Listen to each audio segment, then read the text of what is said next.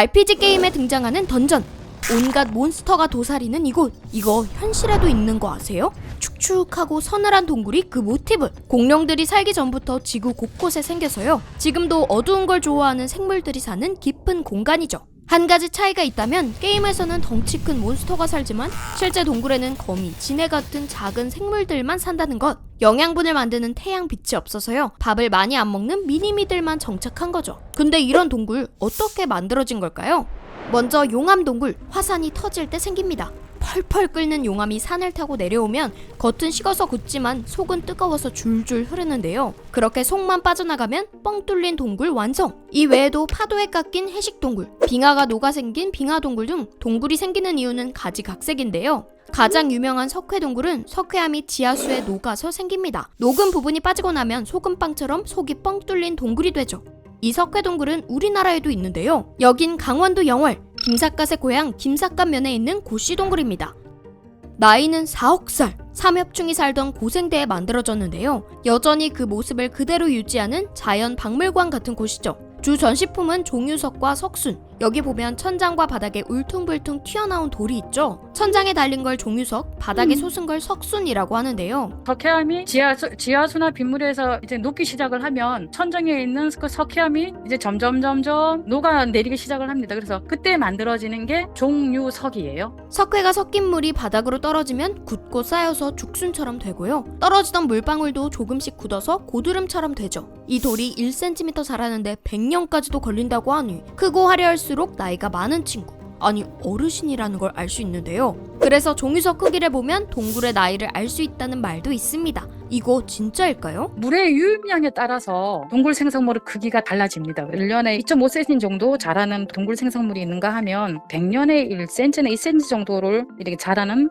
오래될수록 커지는 건 맞지만 돌마다 자라는 속도가 다르다는 얘기. 게다가 자라난 돌이 다시 물에 녹기도 해서요. 종유석 크기가 동굴의 나이라는 말은 틀렸습니다. 잠깐! 그럼 고씨동굴이 4억 살인 건 어떻게 알았죠?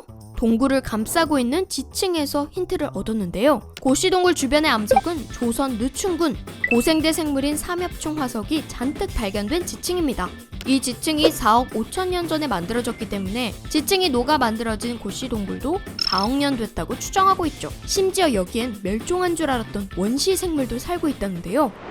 갈로아벌레, 1억 5천 년 전 공룡이 살던 쥐라기 시대에 번성한 곤충입니다. 워낙 오래된 생물이라 멸종된 것으로 판단했지만요. 알고 보니 동아시아 고산지대에 아직 서식하고 있던 이 녀석. 그래서 학명을 보면 갈로이시아나 오데사니시스, 강원도 오대산 이름이 들어간 것도 있고요. 갈로이시아나 고수엔시스, 단양 고수동굴의 이름이 들어간 것도 있죠. 이 친구들이 서늘한 곳에서만 살 수 있어서요. 높은 산이 아니면 1년 내내 적정 온도로 유지되는 동굴에서만 살고 있던 겁니다. 그중 동굴에 사는 녀석들은 눈이 없는데요. 어차피 빛이 없으니 점차 퇴화한 거죠. 이렇듯 고씨동굴엔 독특한 환경이 만든 희귀 생물이 많습니다. 장민굴새우라고 눈이 처음에 있었는데 동굴 환경에 따라서 이게 눈이 퇴화되고 없습니다. 그래서 새우가 앞으로 가는 게 아니고 뒤로 가요. 옆으로 갑니다. 이렇게. 그래서 이제 동굴엽새우라는 이름이 있고요.